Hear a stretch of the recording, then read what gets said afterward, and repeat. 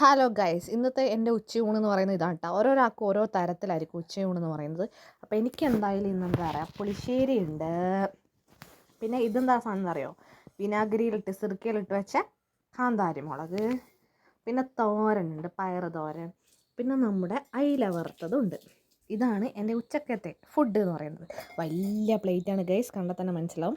എനിക്ക് എന്താ പറയുക, കഴിക്കണമെങ്കിൽ വലിയ പ്ലേറ്റ് കഴിക്കണം, എന്നാൽ നമുക്ക് ആ ഒരു ആസ്വദിച്ച് ഫുഡ് കഴിക്കാം. പിന്നെ വെച്ചാൽ മറ്റുള്ളവരെ പോലെ എനിക്ക് പുറത്തൊക്കെ പോയി കഴിഞ്ഞാൽ അയ്യോ ചെറുതായിട്ട് കഴിക്കാമെന്ന് എനിക്കറിയത്തില്ല. എവിടെയാണെങ്കിലും ഫുഡ് എന്ന് പറയുന്നത് എനിക്ക് ആസ്വദിച്ച് തന്നെ കഴിക്കണം, എന്നാലേ നമ്മുടെ ശരീരത്തിന് പിടിക്കുള്ളൂ. നമുക്ക് എന്താണോ ഇഷ്ടം എല്ലാം നമ്മളെ കൊണ്ട് കഴിക്കാൻ പറ്റില്ല എന്നുണ്ടെങ്കിലും നമ്മുടെ ഇഷ്ടത്തിനനുസരിച്ച് കുറച്ചൊക്കെ നമ്മൾ തന്നെ ഉണ്ടാക്കുക, കഴിക്കുക, ആസ്വദിച്ച് കഴിക്കുക, എന്നെങ്കിലേ നമ്മുടെ ശരീരത്തിന് പിടിക്കത്തുള്ളൂ.